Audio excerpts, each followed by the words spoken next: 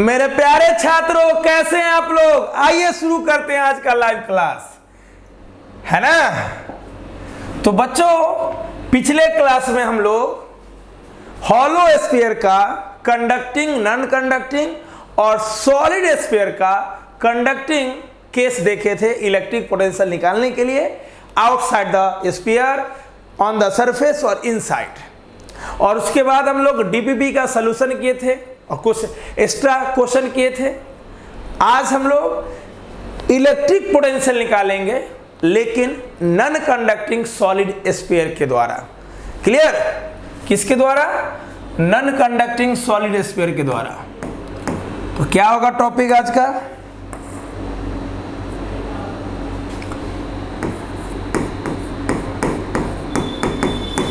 Electric potential due to solid non conducting sphere. क्या निकालना है? Electric potential due to solid non conducting sphere,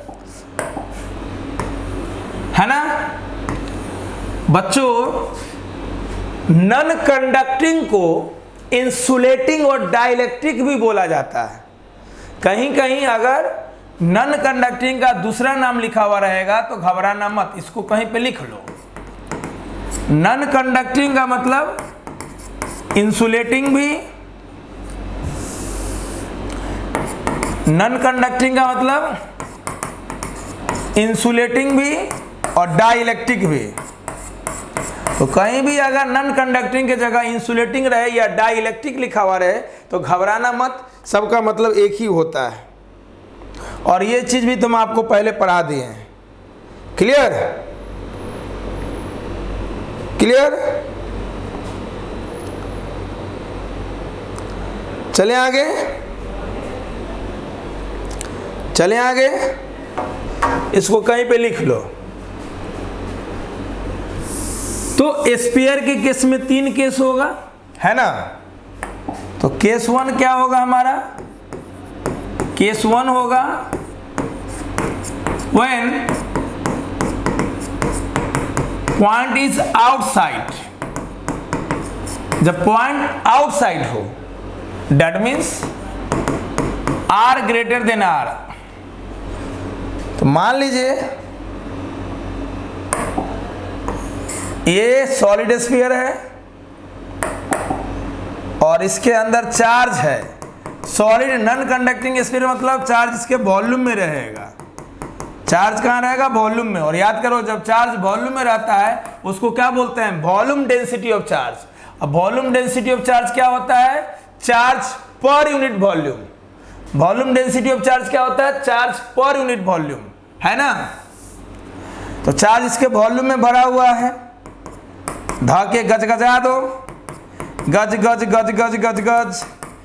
दोनों का मजा लेना है, ऑफलाइन का भी और ऑनलाइन का भी। क्लियर? तो एक सॉलिड स्फीयर है जो नॉन कंडक्टिंग है, इसके अंदर चार्ज भरा हुआ है। मुझे चाहिए पोटेंशियल आउटसाइड, मतलब r greater than r. R greater than r का मतलब हो गया कि इस स्फीयर के सेंटर से ये हो गया रेडियस, और सेंटर से स्मॉल आर डिस्टेंस पे कोई पॉइंट पी ले लिए जहाँ पे मुझे पोटेंशियल चाहिए। तो किसी भी पॉइंट पे पोटेंशियल निकालने के लिए या तो हम यूनिट पॉजिटिव टेस्ट चार्ज को इन्फिनिटी से उस पॉइंट पे लाते हैं या चार्ज को उस पॉइंट से इन्फिनिटी पे ले जाते हैं। हम लोग इस बार क्या करेंगे, है ना, कि कोई यूनिट पॉजिटिव चार्ज को पी पॉइंट पे रखेंगे। तो अगर इस यूनिट पॉजिटिव चार्ज को पी पॉइंट पे रखेंगे तो इस स्फीयर का जो यहाँ पे इलेक्ट्रिक फील्ड प्रेजेंट होगा, बताओ, इस स्फीयर के द्वारा ये सॉलिड स्फीयर जो नॉन कंडक्टिंग है या सॉलिड नॉन कंडक्टिंग स्फीयर के द्वारा पी पॉइंट पे इलेक्ट्रिक फील्ड कितना होता है? बताओ। Point electric field at point P होता है 1.1/4 pi epsilon naught q by r square. याद करो, याद करो, करो याद। नॉन कंडक्टिंग सॉलिड स्फीयर के आउटसाइड फील्ड कितना आता था? 1/4 pi epsilon naught q by r square. तो किसी भी पॉइंट पे पोटेंशियल निकालने के लिए उस पॉइंट से यूनिट पॉजिटिव टेस्ट चार्ज को इन्फिनिटी पे ले जाओ या इन्फिनिटी से यूनिट पॉजिटिव टेस्ट चार्ज को उस पॉइंट पे लाओ, दोनों में से कोई कर सकते हो। तो हम लोग यहाँ पे यूनिट पॉजिटिव टेस्ट चार्ज को पॉइंट P से इन्फिनिटी की ओर ले जाते हैं। तो जैसे ही पॉइंट P पे यूनिट पॉजिटिव टेस्ट चार्ज को रखेंगे तो ये फील्ड का फोर्स यहाँ पे धक्का मार के इन्फिनिटी पे पहुंचा देगा, क्योंकि हम जानते हैं कि इस P पॉइंट पे इलेक्ट्रिक फील्ड प्रेजेंट है और किसी भी इलेक्ट्रिक फील्ड में अगर कोई चार्ज को हम प्लेस करते हैं तो उस पर फोर्स लगता है। तो इलेक्ट्रिक फील्ड का फोर्स इस चार्ज को फोर्स लगा के इन्फिनिटी पे पहुंचा देगा। क्लियर, हाँ या ना? तो क्या होगा पोटेंशियल, बोलिए क्या होगा पोटेंशियल P पॉइंट पे? तो Vp माइनस V इन्फिनिटी बराबर इंटीग्रेशन E डॉट dr। और हम जानते हैं कि चार्ज का स्मॉल डिस्प्लेसमेंट, कहने का मतलब हो गया कि चार्ज तो P पॉइंट से इन्फिनिटी आ रहा है, तो मुझे किसी स्मॉल डिस्प्लेसमेंट के लिए पोटेंशियल निकालना पड़ेगा। अगर हम चाहते हैं कि P पॉइंट पे पोटेंशियल निकालना है तो P पॉइंट पे कोई टेस्ट चार्ज को रखेंगे, इस टेस्ट चार्ज पे यहाँ का फील्ड वाला फोर्स धक्का मार के पहुँचा देगा। तो भैया यहाँ से यहाँ वो डिस्प्लेस किया P से इन्फिनिटी तक, तो ये दोनों के बीच पॉइंट P और इन्फिनिटी के बीच किसी स्मॉल टाइम के लिए हम लोग क्या करेंगे, किसी स्मॉल टाइम में किसी स्मॉल डिस्प्लेसमेंट के लिए वेरी इन्फिनिटेसिमली टाइम के लिए, वेरी इन्फिनिटेसिमली डिस्प्लेसमेंट के लिए हम लोग पोटेंशियल निकाल लेंगे। क्योंकि किसी भी पॉइंट पे पोटेंशियल निकालना होता है तो हम लोग दो पॉइंट के बीच निकालते हैं। अगर हमको P का निकालना है इन्फिनिटी का मालूम होना चाहिए, और जानते ही हो कि इन्फिनिटी का पोटेंशियल हम लोग जीरो एज्यूम करते हैं। क्लियर, तो हम लोग P और इन्फिनिटी के बीच वेरी स्मॉल डिस्प्लेसमेंट के लिए पोटेंशियल निकाल लेंगे, इंटीग्रेट कर देंगे P से इन्फिनिटी तक, आ जाएगा आंसर। अगर कहीं भी किसी पॉइंट पे पोटेंशियल निकालना रहता है तो उस पॉइंट को हम किसी दूसरे पॉइंट से कंपेयर करते हैं। अगर मुझे P पॉइंट पे पोटेंशियल चाहिए तो हम इसको इन्फिनिटी से कंपेयर करेंगे। क्लियर, और P और इन्फिनिटी के बीच में वेरी स्मॉल डिस्प्लेसमेंट के लिए हम लोग पोटेंशियल निकालेंगे, इंटीग्रेट करेंगे और वो इंटीग्रेशन उस P पॉइंट पे हमें पोटेंशियल दे देगा। क्लियर, और जानते ही हो कि चार्ज का डिस्प्लेसमेंट उधर ही हो रहा है जिधर फील्ड का फोर्स है, मतलब फील्ड के लॉन्ग डिस्प्लेसमेंट हो रहा है या फील्ड के फोर्स के लॉन्ग डिस्प्लेसमेंट हो रहा है। तो डॉट के बदले cos थीटा और cos थीटा में थीटा जीरो हो जाएगा। तो Vp माइनस जीरो, और जानते हो कि किसी भी पॉइंट में पोटेंशियल निकालने के लिए इन्फिनिटी का पोटेंशियल हम लोग जीरो एज्यूम करते हैं। इधर हो जाएगा E dr डॉट माने cos थीटा, cos जीरो हो जाएगा क्योंकि फील्ड के डायरेक्शन में ही डिस्प्लेसमेंट हो रहा है। तो Vp बराबर, अब बताओ किसी भी पॉइंट में पोटेंशियल निकालने के लिए उस पॉइंट का फील्ड मालूम होना चाहिए। ये लाइन जितना बोल रहे हैं यही लाइन हम लेक्चर 6 में बोले थे, ये लेक्चर 8 है। जितना सारा चीज मैं बोल रहा हूं आपको, ये चीज तुम सुनते सुनते पक गया होगा। अब आपको तो मेरा समझ जाना चाहिए कि हम क्या बोलने वाले हैं, क्या लिखने वाले हैं। आपको अब आइडिया हो जाना चाहिए, आपको अब इस चैप्टर का हीरो बन जाना चाहिए, आपको पूरा आइडिया होना चाहिए कि हम क्या कर रहे हैं। सारा आइडिया आपको होना चाहिए, एकदम फिनिश आइडिया आपको होना चाहिए। तो बोलिए हमें P पॉइंट पे पोटेंशियल चाहिए, तो P पॉइंट पे इलेक्ट्रिक फील्ड कितना है देखो, तो हो जाएगा 1/4 pi epsilon not Q by R square dr। और लिमिट कहाँ से कहाँ, चार्ज आ रहा है P से इन्फिनिटी, तो P पॉइंट यहाँ से कितना दूरी पे, R पे, तो R से इन्फिनिटी हो जाएगा लिमिट। क्लियर, तो P पॉइंट का पोटेंशियल, इसमें कांस्टेंट कौन कौन है बाहर निकालो, तो कांस्टेंट हो जाएगा Q by 4 pi epsilon not, अंदर में इंटीग्रेशन है dr by R square, limit R से इन्फिनिटी। पॉइंट P का potential Q by 4 pi epsilon not, dr by R square का इंटीग्रेशन -1/r, लिमिट R से इन्फिनिटी। क्लियर, बोलो बोलो, आप सोचो, एक बार R के जगह इन्फिनिटी लाओगे, एक बार R के जगह इन्फिनिटी लाओगे, फिर माइनस दोगे, फिर R के जगह R लाओगे, माइनस माइनस प्लस हो जाएगा, तो क्या निकलेगा, यहाँ से सॉल्व करके निकलेगा 1/4 pi epsilon not Q by R। अरे भाई इसको अरेंज करोगे सॉल्व करके तो क्या निकलेगा 1/4πε0 Q/r। तो P पॉइंट का पोटेंशियल कितना हो गया, P पॉइंट का पोटेंशियल हो गया 1/4πε0 Q/r। अब ध्यान से देखो, अगर तुम ध्यान से देखोगे तो ये आंसर आपको बहुत कुछ बोल रहा है, बहुत कुछ बोल रहा है। पहला कि हम हॉलो स्फीयर में चाहे कंडक्टिंग था चाहे नॉन कंडक्टिंग था, आउटसाइड जब पोटेंशियल निकाले थे इतना ही आंसर था। सॉलिड के कंडक्टिंग में भी इतना ही आंसर था और नॉन कंडक्टिंग में भी इतना ही आंसर है। और पॉइंट चार्ज के द्वारा पोटेंशियल इतना ही होता है, पॉइंट चार्ज से r डिस्टेंस पे पोटेंशियल इतना ही होता है। तो हम फाइनली बोल सकते हैं चाहे हॉलो स्फीयर हो या सॉलिड स्फीयर हो, चाहे हॉलो स्फीयर हो या सॉलिड हो, चाहे हॉलो में वो कंडक्टिंग हो नॉन कंडक्टिंग हो, चाहे सॉलिड में वो कंडक्टिंग हो नॉन कंडक्टिंग है, अगर आउटसाइड तुम पोटेंशियल या फील्ड निकालते हो हर जगह आंसर सेम होगा। फील्ड में भी आंसर सेम आता था, चाहे हॉलो स्फीयर होता था या सॉलिड स्फीयर, हॉलो या सॉलिड में कंडक्टिंग होता था चाहे नॉन कंडक्टिंग, आउटसाइड फील्ड आता था 1/4πε0 Q/r², यही फील्ड आता था। चाहे हॉलो स्फीयर के बाहर निकाल रहे हैं, चाहे सॉलिड स्फीयर के बाहर निकाल रहे हैं, चाहे हॉलो कंडक्टिंग के बाहर निकाल रहे हैं, चाहे हॉलो नॉन कंडक्टिंग के बाहर निकाल रहे हैं, चाहे सॉलिड कंडक्टिंग स्फीयर के बाहर निकाल रहे हैं, चाहे सॉलिड नॉन कंडक्टिंग स्फीयर के बाहर निकाल रहे हैं, सेम आता था आउटसाइड। तो पोटेंशियल भी आउटसाइड, चाहे हॉलो स्फीयर हो सॉलिड स्फीयर हो, चाहे दोनों में कंडक्टिंग हो चाहे नॉन कंडक्टिंग हो, चार्ज सरफेस पे हो या अंदर में हो, बाहर में पोटेंशियल या फील्ड हमेशा सेम होगा। और संजोग की बात यह है कि ये जो फॉर्मूला आता है ये ऐसा ही बिहेव करता है जैसे पॉइंट चार्ज है। इसका मतलब हो गया कि अगर किसी स्फीयर के सेंटर से हम r डिस्टेंस पे चले जाएं और r डिस्टेंस बड़ा हो उसके साइज के, उसके रेडियस से, उसके डायमेंशन से, तो स्फीयर पॉइंट चार्ज की तरह बिहेव करेगा। तो हम बोल सकते हैं कि जब किसी स्फीयर के आउटसाइड तुम पोटेंशियल निकालते हो तो वो पोटेंशियल का formula behaves like a point charge. क्यों भाई, क्यों भाई? क्योंकि वैसा दिख रहा है, फार्मूला सेम है। तो यहाँ पे एक नोट आएगा, इसका स्क्रीनशॉट ले लो, मैं नोट लिखवाता हूँ। इसका स्क्रीनशॉट ले लो, मैं नोट लिखवाता हूँ।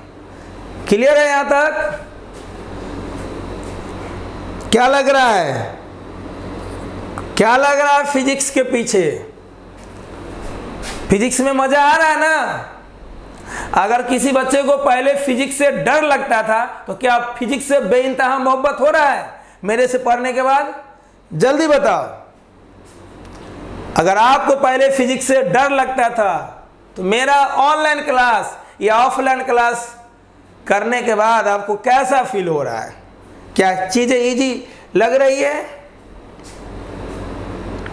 अरे बोलो ना, जो मन में आए बोलो, जो अच्छा लगे बोलो।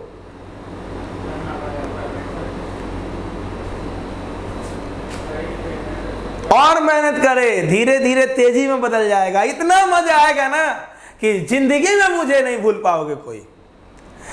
अपने जिंदगी के हिस्सा में कहीं भी रहो, किसी कोने में, मैं आपको इतना मेहनत करके पूरा सिलेबस समाप्त करूंगा कि आप मुझे भूल नहीं सकते। क्लियर? अच्छे से मोहब्बत होगा फिजिक्स से। कुछ बच्चे रिप्लाई नहीं किए, चलें आगे।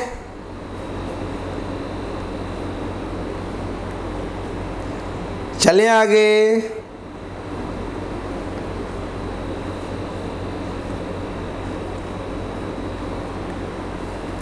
नेक्स्ट,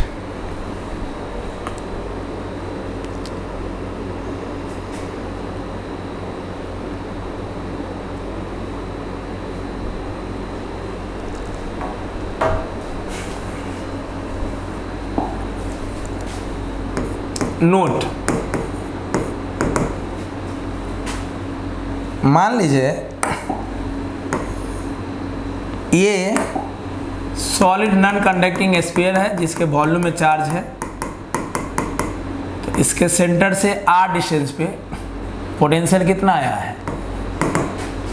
1/4πε0 क्यू बाई आर, हाँ या ना, बोलो ना, अरे बोलो ना। सिमिलरली पॉइंट चार्ज से आर डिस्टेंस पे पोटेंशियल कितना आता है? 1/4 pi epsilon naught q by r. तो पॉइंट चार्ज से भी आर डिस्टेंस पे फॉर्मूला उतना ही आता है जितना सॉलिड से आर डिस्टेंस पे बाहर आता है। तो हम बोल सकते हैं when point is outside, when point is outside the sphere, when point is outside the sphere, then it behaves as like point charge, then it behaves as like point charge whose total charge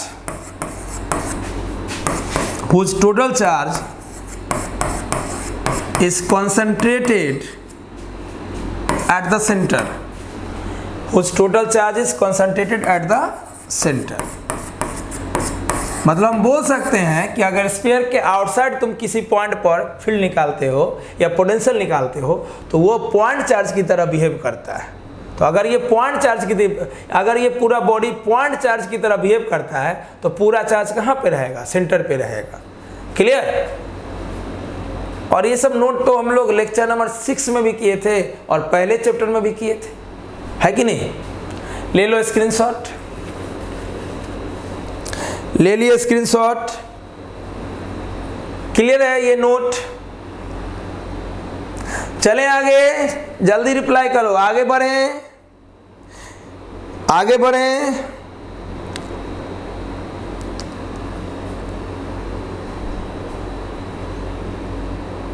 next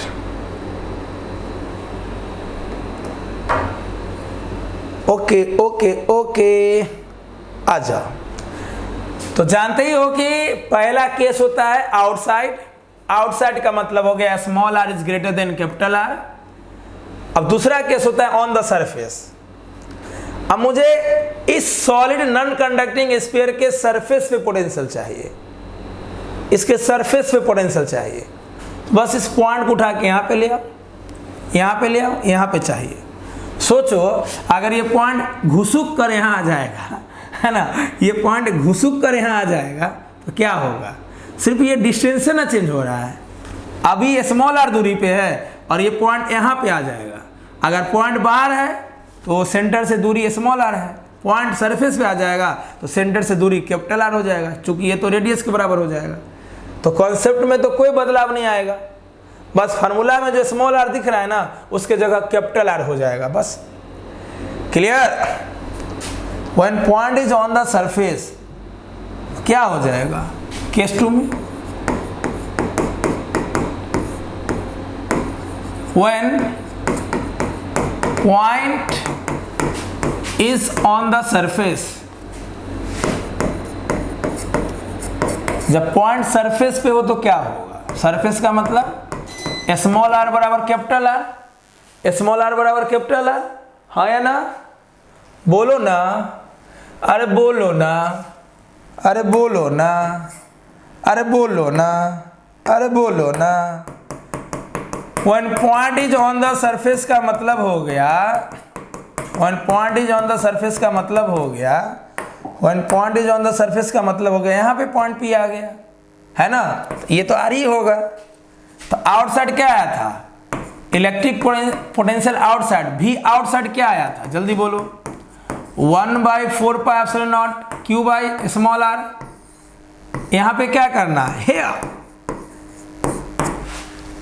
hair,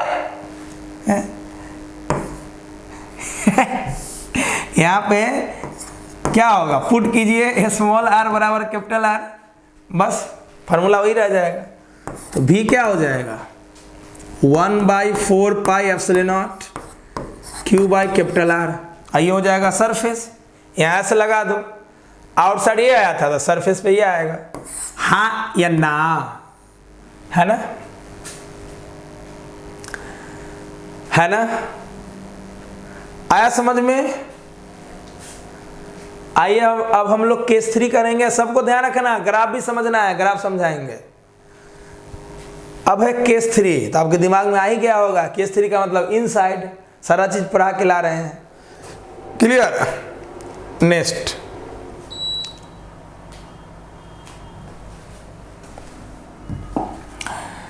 हम जुदा हो गए, रास्ते खो गए, मगर हम मिलेंगे, ये याद रखना, मेरी राह तकना,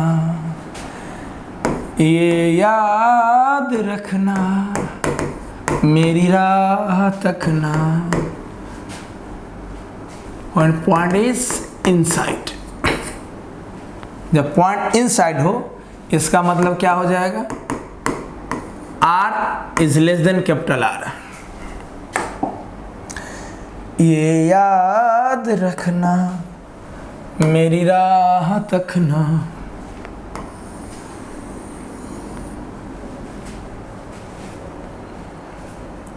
चलिए, तो ये सॉलिड स्फीयर, इसके अंदर चार्ज गजगजा दो। क्या करो? गज गज गज गज गज गजा दो, गजगजा दो। सॉलिड नॉन कंडक्टिंग स्फीयर है तो इसके वॉल्यूम में चार्ज रहेगा। गजगजा दो, गजगजा दो।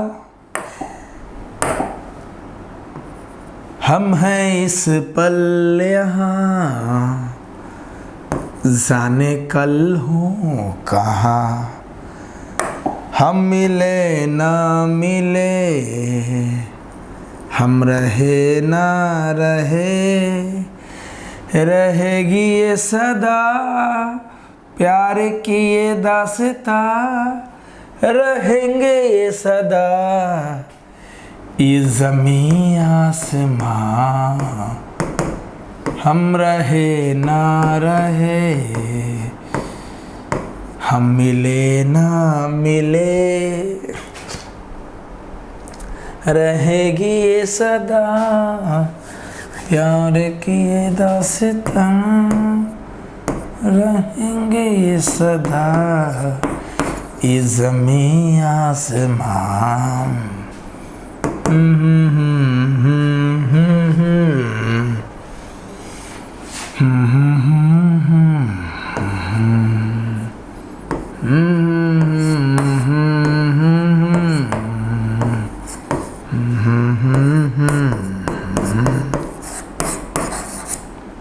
सारा चीज समझ में आना चाहिए कैसे क्या लिख रहे हैं।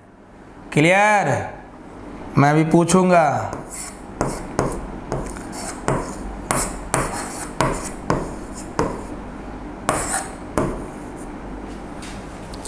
चलो यहाँ से समझ लो, फिर हम आगे बढ़ेंगे। देखो यार, मुझे निकालना है inside potential. One point is inside, that means R less than R। मतलब ऐसे पॉइंट पे पोटेंशियल चाहिए जिस पॉइंट का डिस्टेंस सेंटर से उस बॉडी के रेडियस से कम हो। तो वाकई में ये R कैपिटल R से कम है। तो अगर मुझे P पॉइंट पे पोटेंशियल निकालना है, किसी भी पॉइंट पर पोटेंशियल निकालने के लिए, किसी पॉइंट पर पोटेंशियल निकालने के लिए हमें दूसरे पॉइंट का पोटेंशियल मालूम होना चाहिए। जैसे आउटसाइड हम लोग क्या करते थे, आउटसाइड क्या करते थे, अगर मुझे आउटसाइड P पॉइंट पे पोटेंशियल निकालना रहता था तो हम लोग इन्फिनिटी से कंपेयर करके निकालते थे। अगर मुझे P पॉइंट पे पोटेंशियल चाहिए था या निकालना था तो हम इन्फिनिटी से कंपेयर करेंगे, और इन्फिनिटी का पोटेंशियल 0 होता है या 0 एज्यूम करते हैं। तो अगर मुझे आउटसाइड निकालना है तो इन्फिनिटी से कंपेयर करना पड़ेगा। इन्फिनिटी का 0 तो यहाँ का निकाल लेंगे। अगर मुझे इनसाइड निकालना होगा, अगर मुझे इनसाइड निकालना है तो अगल बगल वाला पॉइंट सरफेस है, तो मुझे सरफेस में मालूम होना चाहिए। क्लियर? तो सिंपल कुछ नहीं करेंगे। अगर मुझे P पॉइंट पे पोटेंशियल निकालना है तो इस P पॉइंट पे कोई टेस्ट चार्ज को रखेंगे।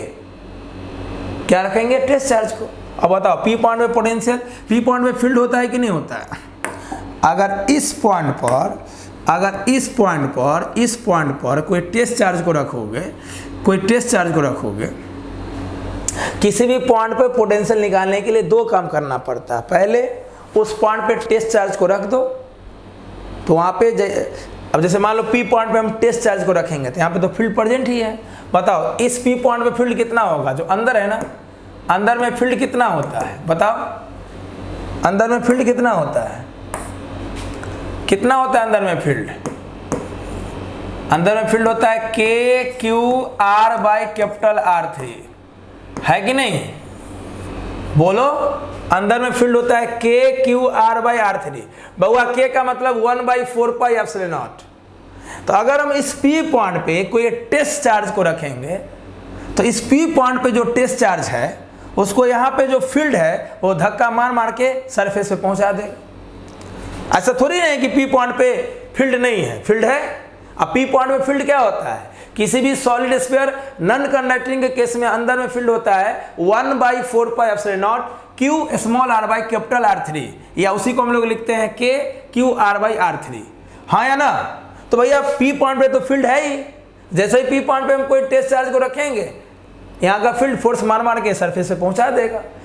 तो पहला काम तो ये करते हैं कि वहाँ पे टेस्ट चार्ज को रखते हैं। दूसरा क्या करते हैं, अगर मुझे पी पॉइंट का पोटेंशियल निकालना है तो अगल बगल मालूम होना चाहिए। चाहे आउटसाइड है तो इन्फिनिटी के रिस्पेक्ट में निकालते हैं और इनसाइड है तो सरफेस के रिस्पेक्ट में निकालते हैं। तो लिख देंगे Vp माइनस Vs। तो चेंज इन पोटेंशियल डिफरेंस होता है E.dr। लिमिट चार्ज कहाँ से कहाँ चलेगा? पहले चार्ज कहाँ पे था? स्मॉल r पे, अब सरफेस पे आ जाएगा। मतलब P पॉइंट से S पॉइंट पे आएगा। P पॉइंट का दूरी सेंटर से R है और S पॉइंट का दूरी सेंटर से कैपिटल R है, तो लिमिट हो जाएगा स्मॉल r से कैपिटल R। पहले स्मॉल r दूरी पे था, अब कैपिटल R पे आ जाएगा, तो लिमिट हो जाएगा स्मॉल r से कैपिटल R। E.dr। चूंकि फील्ड के लॉन्ग ही डिस्प्लेसमेंट हो रहा है, P पॉइंट पे टेस्ट चार्ज को रखेंगे तो फील्ड के लॉन्ग ही डिस्प्लेसमेंट हो रहा है, तो डॉट माने cos थीटा, cos 0 1 तो E.dr। अब E का वैल्यू क्या होता है? तो P पॉइंट पर मतलब इनसाइड सॉलिड नॉन कंडक्टिंग के केस में फील्ड होता है k Q R by R3। बहुआ के जगह 1/4 पाई एप्सिलॉन नॉट भी लिख सकते हो, कोई दिक्कत नहीं है ना? आप देखो ध्यान से,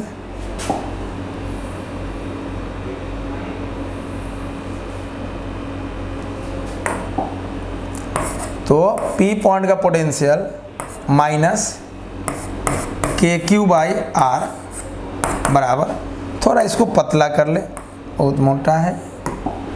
अंदर में कांस्टेंट कौन कौन है? के कांस्टेंट है, बाहर आ जाएगा। क्यू कांस्टेंट है, बाहर आ जाएगा। बॉडी का रेडियस कांस्टेंट है, बाहर आ जाएगा। के क्यू बाई R3 बाहर आ जाएगा। अंदर बचेगा R.dr। लिमिट स्मॉल r से कैपिटल R। क्लियर? तो Vp माइनस के क्यू बाई R। कहोगे सर ये तो समझे कि आप Vp माइनस Vs किए हैं, Vs की जगह E क्या आ गया है? तो रे चोटवा, अभी ना बताए हैं, सरफेस पे पोटेंशियल होता है 1/4 pi epsilon Q by R। 1/4 pi epsilon की जगह ऐसे ही ना लिख सकते हो के q by R। 1/4 pi epsilon लिखो क्यू बाई R या के क्यू बाई R लिखो, है कि नहीं? है कि नहीं? तो P पॉइंट का पोटेंशियल माइनस S पॉइंट का पोटेंशियल मतलब सरफेस, और सरफेस पे होता है के क्यू बाई R। तो LHS तो जैसे चल रहा है वैसे ही चला रहे हैं, और RHS का इंटीग्रेशन करना है। इंटीग्रेशन से कांस्टेंट बाहर आ गया, बाहर के क्यू बाई R3 बाहर आ गया। R.dr का इंटीग्रेशन R²/2, इसका इंटीग्रेशन हो जाएगा R²/2। लिमिट स्मॉल r से कैपिटल R। P पॉइंट का पोटेंशियल माइनस के क्यू बाई R बराबर के क्यू बाई R3। क्लियर? अब एक बार लिमिट है कैपिटल R, एक है स्मॉल r, तो लिमिट को हम लोग अंदर लाते हैं, एक बार ऊपर वाले को लाते हैं, माइनस दे के नीचे वाले को लाते हैं। ऊपर वाले को लाओगे तो हो जाएगा R²/2 माइनस नीचे वाले के ले जाओगे तो हो जाएगा R²/2, है ना? है ना? है ना? है ना? है ना? अरे है ना? P पॉइंट का पोटेंशियल माइनस के क्यू बाई R। इधर सॉल्व करो, इसको तोड़ दो, ब्रैकेट को तोड़ दो, तो क्या हो जाएगा? ब्रैकेट को तोड़ दोगे तो हो जाएगा के क्यू। ध्यान से देखो, ब्रैकेट को तोड़ोगे तो क्या होगा? चलो एक एक लाइन करते हैं। के Q capital are square by 2 capital R3, इस पूरे टर्म्स को अंदर ले जाओ, क्या हो जाएगा? के Q small r square by 2 capital R3, है कि नहीं? इसको अंदर ले जाओ, अंदर ले जाओगे हो जाएगा के Q capital are square by 2 capital R3 minus के Q small r square by 2 capital R3। अब जाति वाला कौन कौन है? कटने वाला तो कुछ कटेगा, इसके पावर 3 से ये 2 खत्म हो जाएगा, तो Vp माइनस के क्यू बाई आर बराबर ये हो जाएगा के क्यू बाई 2r। नहीं, 2 पावर, इसके 3 पावर से 2 पावर गया तो ऊपर बचेगा के क्यू, नीचे बचेगा 2r माइनस के Q small r square by 2 capital R3। अब देखो ये और ये सेम जात का है, ये है के क्यू बाई आर और ये है के क्यू बाई 2r, तो ये और ये सेम जात का है, तो ये माइनस इधर जाके प्लस हो जाएगा। तो इस चीज़ को यहाँ से उठाओ और इधर लाओ, यहाँ के बाद हम इधर लेफ्ट में आके सॉल्व कर रहे हैं, तो P पॉइंट का पोटेंशियल क्या हो जाएगा? के क्यू बाई आर, ये माइनस इधर जाके प्लस हो जाएगा, तो ये माइनस इधर आके प्लस हो गया। अब इसको पहले लिखो चाहे बाद में लिखो, क्या फ़र्क पड़ता है? अगर ये इधर आ जाएगा तो क्या हो जाएगा equation? K q by capital r plus k q by 2r minus के Q small r square by 2 capital R3। ये दोनों जुट के कितना होगा? P पॉइंट का पोटेंशियल देखो, के q by are plus k q by 2r, ये दोनों को सॉल्व करोगे, ये दोनों सॉल्व होकर कितना हो जाएगा? जल्दी बोलो, एलसीएम लेके बोलो। हो जाएगा के क्यू मतलब 3/2 के क्यू बाई आर हो जाएगा। ये दोनों को जोड़ोगे तो एलसीएम लेके हो जाएगा 3/2 k q by r minus के Q small r square by 2 capital R3। अब इस दोनों में कॉमन क्या हो जाएगा? के यहाँ भी है, के यहाँ भी है, क्यू यहाँ भी है, क्यू यहाँ भी है, आर यहाँ भी है, आर यहाँ भी है, k q by are common हो जाएगा, तो के क्यू बाई आर कॉमन ले लो, के क्यू बाई आर कॉमन ले लो। अंदर में क्या बचेगा? यहाँ का बचेगा 3/2, यहाँ का बचेगा 3/2। अगर ये दोनों में के क्यू बाई आर कॉमन लोगे तो यहाँ का बचेगा 3/2 माइनस का माइनस, यहाँ क्या बचेगा? के क्यू बाई आर कॉमन ले लिए हो तो ऊपर में r square small r square, नीचे में 2 कैपिटल R स्क्वायर। आ गया आंसर, है ना? आ गया आंसर, आ गया आंसर। कहीं कहीं बुक में देखोगे, अगर इसी चीज़ को कहीं कहीं बुक में देखोगे, है ना, कहीं कहीं इसको बुक में देखोगे, ये VVI भी है, बहुत जगह काम आएगा क्वेश्चन में, वेरी वेरी इंपॉर्टेंट। कहीं कहीं बुक में देखोगे ना तो इस चीज़ को ऐसे लिखता है, P पॉइंट का पोटेंशियल और करके लिखो, और करके लिखो, P पॉइंट का पोटेंशियल बराबर के क्यू आर बाई के क्यू बाई आर बार में 3/2 की जगह 1.5 लिख देगा, माइनस देखो 2 नीचे है ना तो 1/2 की जगह 0.5 और small r square by capital R square. तो ऐसे भी सही लिखा हुआ है और ऐसे भी सही लिखा हुआ है, ठीक है? मतलब ये इसलिए लिख दिए हैं कि अगर तुम कहीं बुक पढ़ोगे तो आपको पता चलना चाहिए कि क्या लिखा हुआ है। मैं तो कहोगे मास्टर बाबा पढ़े नहीं किया, यही चीज़ को ऐसे लिख दिया है। 3/2 का मतलब 1.5 और 2 नीचे तो 1/2 मतलब 0.5 small r square by capital R square. तो ध्यान से देखो, अगर हम ध्यान से देखें तो हम बोल सकते हैं कि जो P पॉइंट में पोटेंशियल है, यहाँ पे P पॉइंट पोटेंशियल तो इनसाइड है, P पॉइंट तो इनसाइड है, यानी इनसाइड का पोटेंशियल प्रोपोर्शनल किसके होगा? के क्यू बाई आर कॉन्स्टेंट, के बदलेगा नहीं, क्यू बदलेगा नहीं, बॉडी का रेडियस बदलेगा नहीं, 1.5 constant, 0.5 constant, r constant, R square, यहाँ माइनस लगा हुआ है। तो अंदर का पोटेंशियल जो होता है वो माइनस R स्क्वायर के डायरेक्टली प्रोपोर्शनल होता है। ये भी ऑब्जेक्टिव में काम आएगा। मतलब किसी सॉलिड नॉन कंडक्टिंग स्फीयर के अंदर जो पोटेंशियल होगा वो तो पोटेंशियल हम लोग अंदर निकाल ही लिए, तो अंदर वाला पोटेंशियल आर पे डिपेंड करेगा। मतलब अंदर का पोटेंशियल प्रोपोर्शनल होता है माइनस आर स्क्वायर के। मतलब आर का वैल्यू, इसका वैल्यू जितना बढ़ाओगे उसके स्क्वायर के टर्म्स में ही बढ़ेगा। अगर स्मॉल आर का वैल्यू 2 गुना बढ़ाओगे तो 2 का स्क्वायर 4, ये 4 गुना बढ़ेगा। अगर स्मॉल आर का वैल्यू अंदर में 3 गुना बढ़ाओगे तो ये 9 गुना बढ़ेगा। क्लियर? अगर अंदर में आर का वैल्यू 4 गुना बढ़ाओगे तो ये 16 गुना बढ़ेगा, क्योंकि अंदर का पोटेंशियल डायरेक्टली प्रोपोर्शनल है माइनस आर स्क्वायर के। और ये माइनस क्यों है, फार्मूला में देख लो। क्लियर? और जानते हो कि पोटेंशियल पॉजिटिव नेगेटिव जीरो भी हो सकता है, तो माइनस से घबराना नहीं है। क्लियर? यहां तक इसका ग्राफ हम लोग देखें, क्लियर है? लगता है ये जो मार्कर यूज किए हैं ये आपको अच्छे से नहीं दिख रहा होगा। हम यहाँ पे लिखे थे कि पी पॉइंट का जो पोटेंशियल होता है, मतलब अंदर में inside the solid non conducting sphere field होता है k Q small r by capital r 3। यही चीज यहाँ पे लिखा हुआ था। अब जैसे पी पॉइंट में पोटेंशियल ये आया, इतना वेरी वेरी इंपॉर्टेंट। हम बोलेंगे अगर पी पॉइंट पे पोटेंशियल ये है तो पी पॉइंट पे फील्ड ये है k Q R by are 3। और याद रखो कि जब तुम फील्ड के हेल्प से पोटेंशियल निकाल सकते हो, फील्ड के हेल्प से पोटेंशियल निकाल सकते हो, तो इस पोटेंशियल के हेल्प से फील्ड भी निकाल सकते हो।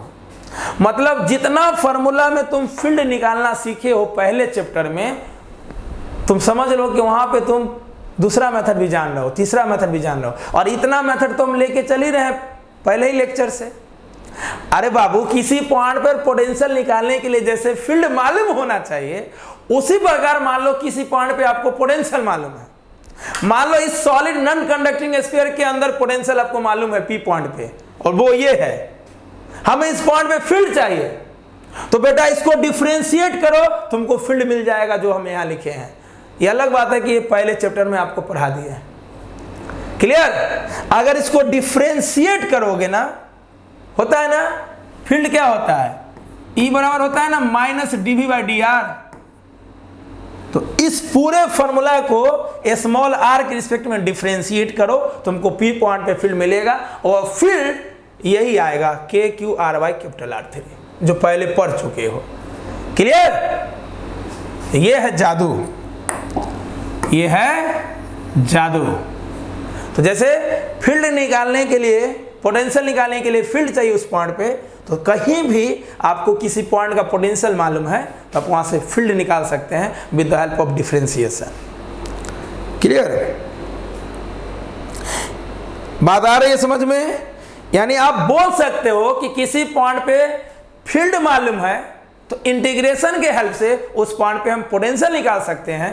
सिमिलरली अगर किसी पॉइंट पे आपको पोटेंशियल मालूम है तो डिफरेंशिएशन के हेल्प से हम लोग फील्ड निकाल सकते हैं। सारा चीज क्लियर है? अब ग्राफ कर ले।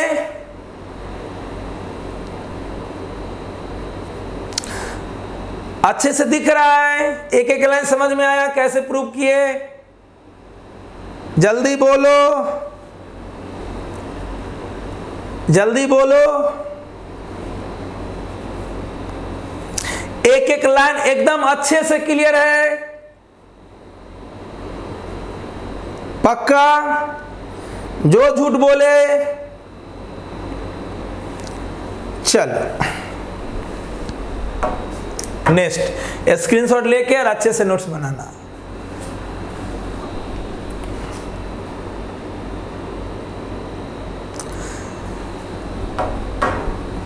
जानम देख लो मिट गई दूरियां, मैं यहाँ हूँ यहाँ हूँ यहाँ हूँ यहाँ,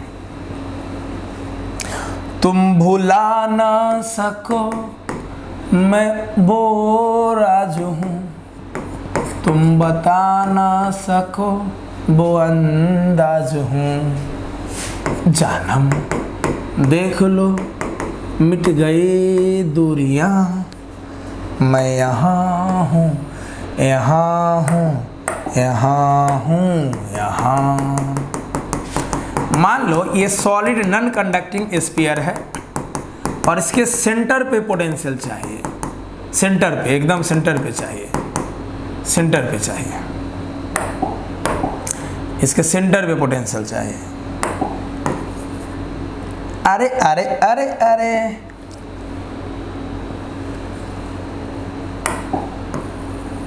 यहां पे चाहिए, सेंटर पे।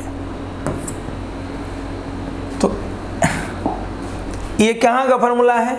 इनसाइड का, मतलब सेंटर से स्मॉल आर दूरी पे सॉलिड नॉन कंडक्टिंग स्फीयर के अंदर सेंटर से स्मॉल आर दूरी पे, मतलब इनसाइड पोटेंशियल आया है k q by are bracket में 3/2 minus small r square by 2 capital are square. मुझे चाहिए सेंटर पे, स्मॉल आर को जीरो करना पड़ेगा। अरे इस पॉइंट पी को सेंटर पे ले जाओ, मतलब स्मॉल आर जीरो। अब इस फॉर्मूला में स्मॉल आर जीरो करोगे तो क्या आएगा? अगर इस फॉर्मूला में स्मॉल आर जीरो करोगे तो ये स्मॉल आर जीरो पूरा टर्म जीरो, तो क्या बचेगा? के क्यू बाई आर इंटू 3/2। तो अगर इनसाइड के फॉर्मूला में, इनसाइड वाला फॉर्मूला में we know that my dear, हम जानते हैं कि पोटेंशियल इनसाइड, पोटेंशियल इनसाइड कितना आया है? K q by are bracket में 3/2 minus small r square by 2 capital are square. आप इसमें पुट कर लो आर बराबर 0, तो भी एट द सेंटर क्या आएगा? जैसे ही आर जीरो करोगे हम सेंटर पे पहुंच जाएंगे। ये आर जीरो करो, पूरा टर्म जीरो, क्या बचा? 3/2 के क्यू बाई आर। हाँ या ना? ध्यान से देखो, it is also implies that, it is also implies that, it is also implied that centre पे पोटेंशियल हो जाएगा 3/2 इंटू के क्यू बाई आर। कहां का पोटेंशियल होता है? कहां का पोटेंशियल होता है? K q by are surface का पोटेंशियल होता है। हाँ या ना? तो हम इसको लिख सकते हैं सेंटर पे पोटेंशियल बराबर 3/2 इंटू सरफेस पे पोटेंशियल, मतलब सेंटर वाला पोटेंशियल सरफेस वाला पोटेंशियल का 3/2 गुना होता है। Electric potential at the centre of solid non conducting sphere is 3/2 times of potential at the surface. मतलब सरफेस पे जितना पोटेंशियल होता है उसका 3/2 टाइम्स, मतलब 1.5 गुना, मतलब 1.5 टाइम्स सेंटर पे होता है। आया समझ में? इसका मतलब है कि सेंटर पर पोटेंशियल ज्यादा होता है सरफेस के रिस्पेक्ट में। इसका मतलब हो गया कि जब तुम सेंटर से सरफेस की ओर जाओगे, जब तुम सेंटर से सरफेस की ओर जाओगे तो पोटेंशियल घटेगा। इसका मतलब हो गया कि सेंटर पर पोटेंशियल सरफेस के पोटेंशियल से 3/2 गुना ज्यादा होता है। तो इसका उल्टा मतलब हो गया कि सरफेस पे पोटेंशियल सेंटर के रिस्पेक्ट में 3/2 गुना कम होता है। मतलब अगर हम सेंटर से सरफेस की ओर जाएंगे तो पोटेंशियल घटेगा। और ऐसे भी तुम जानते हो कि फील्ड के लॉन्ग चलने पे पोटेंशियल घटता है, पहले लेक्चर में पढ़ाए थे। बताओ, तुम अगर सी से सरफेस जाओगे तो फील्ड के लॉन्ग जा रहे हो ना, चार्ज प्लस है तो field away from the charge होगा। तो जब तुम फील्ड के लॉन्ग जाते हो तो पोटेंशियल घटता है। कहोगे आप कि ऐसा क्यों हुआ? सर सेंटर पे ज्यादा है, सरफेस पे कम है। सर सेंटर पे पोटेंशियल सरफेस का 3/2 गुना ज्यादा है, क्यों हुआ ऐसा? बेटा फील्ड के लॉन्ग तुम चलोगे पोटेंशियल घटता है। अब सेंटर से सरफेस की ओर चलोगे मतलब फील्ड के लॉन्ग चल रहे हो, पोटेंशियल घटेगा ही। क्लियर? आया समझ में ये नोट? ये नोट आया समझ में? है ना मजेदार? मजे से आया समझ में ये नोट? जल्दी, अच्छे से आया समझ में? अच्छे से आया समझ में? चलो अब इसका ग्राफ देख लेते हैं। और ग्राफ देखने के लिए एक नोट और करते हैं, इसका स्क्रीनशॉट ले लो।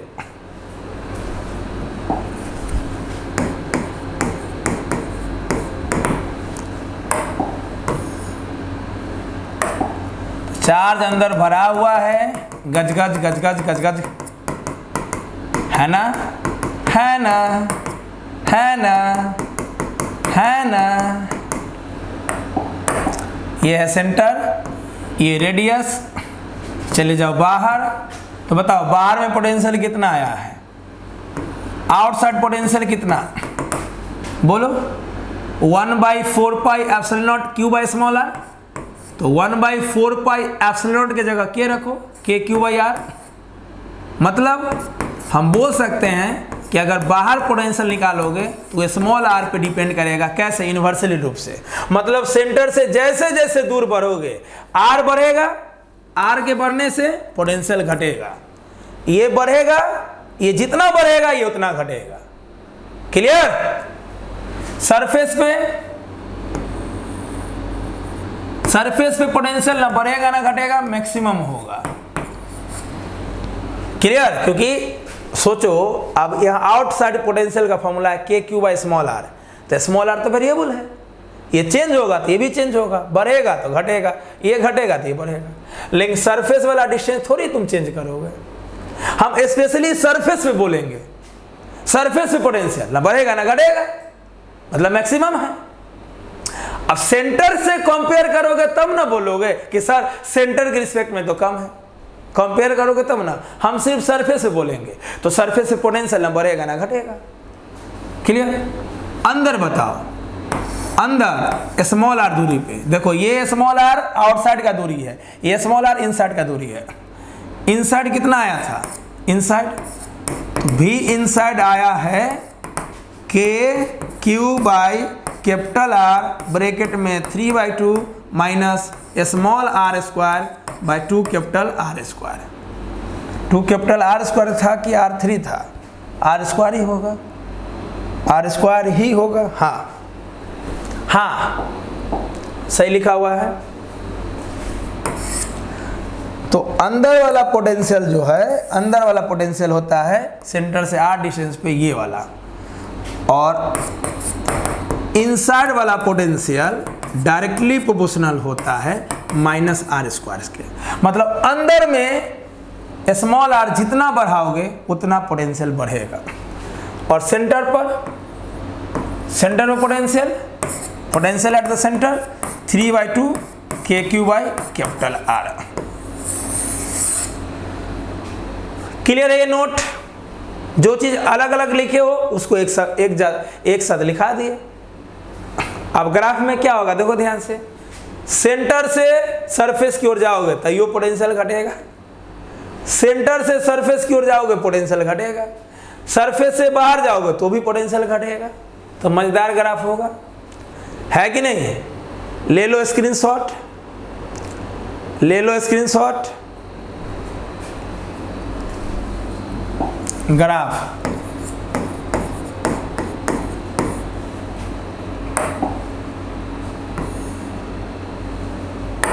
ये है सॉलिड नॉन कंडक्टिंग स्फीयर,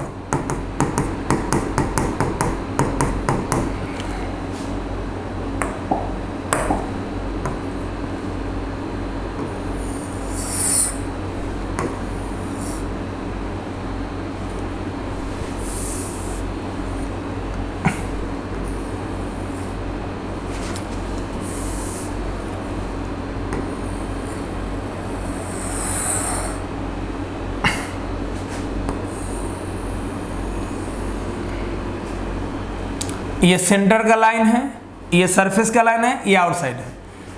मुझे ग्राफ देखो, ग्राफ का दो तरीका है, पहले ही बता दिए थे। एक तरीका ये समझ लो, फिर दूसरा तरीका, हमें सॉलिड नॉन कंडक्टिंग स्फीयर के द्वारा पोटेंशियल के रिस्पेक्ट में ग्राफ चाहिए। ये है सॉलिड नॉन कंडक्टिंग स्फीयर, ये लाइन सेंटर से पास हुआ, ये लाइन सरफेस से, और ये आउटसाइड है। बताओ अंदर में क्या होता है फील्ड, अंदर में क्या होता है? ये तो आउटसाइड है, ये सरफेस है, तो सरफेस पे स्मॉल आर बराबर कैपिटल आर, ये आउटसाइड है, ये इनसाइड है। अब सोचो ध्यान से, सेंटर से सरफेस की ओर पोटेंशियल घटता है, सेंटर से सरफेस की ओर पोटेंशियल घटता है ना। तो मान लो ये सेंटर के अलोंग लाइन है, तो इस लाइन पे हम कहीं भी ड्रॉ करेंगे कोई पॉइंट तो वो सेंटर ही होगा। मान लो हम ये सेंटर ले लिए, ठीक है। ये लाइन क्यों ऐसा है? सेंटर से सरफेस की ओर जाने पे पोटेंशियल घटता है, अब फिर बाहर भी जाने पे पोटेंशियल घटता है, तो बाहर में लाइन ऐसा होगा, क्योंकि ये आउटसाइड है और आउटसाइड वाला पोटेंशियल आर का इन्वर्सली प्रोपोर्शनल होता है। तो आउटसाइड भी पोटेंशियल घटेगा, आउटसाइड भी पोटेंशियल घटेगा, तो आउटसाइड वाला लाइन ऐसे होगा, सेंटर से सरफेस की ओर जाने पे भी पोटेंशियल घटता है और सरफेस से बाहर की ओर जाने पे भी पोटेंशियल घटता है। आया समझ में ग्राफ? आया समझ में? इसको तुम ऐसे भी दिखा सकते हो। अच्छा, ये लाइन क्या शो करेगा? ये लाइन शो करेगा distance from the centre, distance from the centre मतलब स्मॉल आर को शो करेगा। और ये पोटेंशियल का लाइन है, ये पोटेंशियल का लाइन है, पोटेंशियल, ये तो सरफेस है। तो पोटेंशियल वर्सेस डिस्टेंस के रिस्पेक्ट में ग्राफ है। सेंटर से सरफेस घटेगा, फिर सरफेस से आउटसाइड भी घटेगा। क्लियर? ये आर कर लो, ये भी कर लो।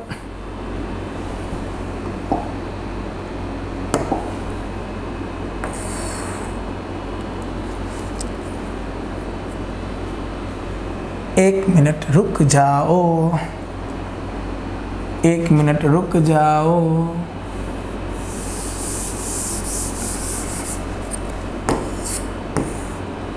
ये पोटेंशियल का लाइन है, ये डिस्टेंस का लाइन है। सेंटर से सरफेस की ओर पोटेंशियल घटेगा,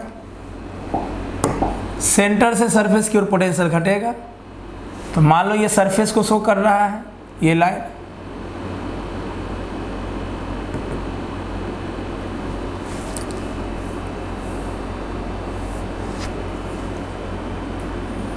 सेंटर से सरफेस की ओर पोटेंशियल घटेगा,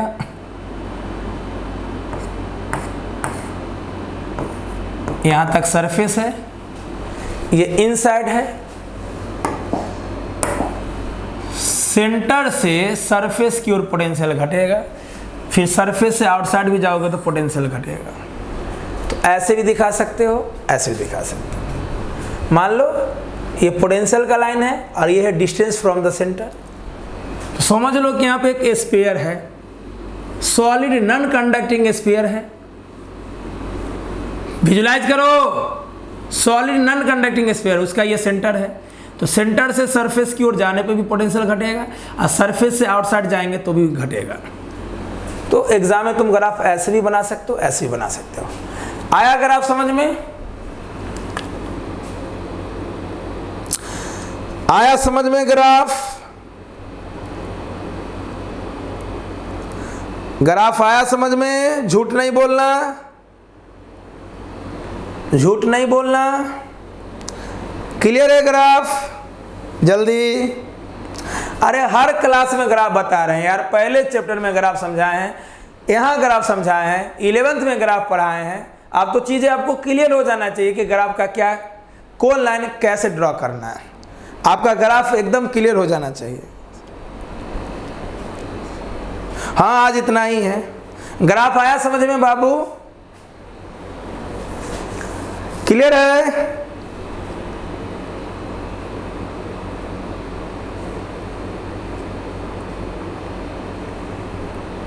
है ना? हर कॉन्सेप्ट में, हर थ्योरी में हम आपको ग्राफ बताते हैं। क्लियर? तो आपको मालूम होना चाहिए कि ग्राफ में कौन लाइन कब क्या रिप्रेजेंट करता है। और किसी बच्चे को ग्राफ का हीरो बनना है तो मेरा ओल्ड वीडियो देख लेना। हम एक लेक्चर में डाले थे graphical analysis of straight line motion, और वो लेक्चर इतना मज़ेदार है कि एकदम जीरो से ग्राफ को उठाएं। ग्राफ क्या होता है, ग्राफ क्यों पढ़ते हैं, स्ट्रेट लाइन कब होगा, कर्व क्या होगा, ऊपर से लाइन नीचे कब जाएगा, नीचे से ऊपर कब जाएगा, वो वीडियो देख लेना।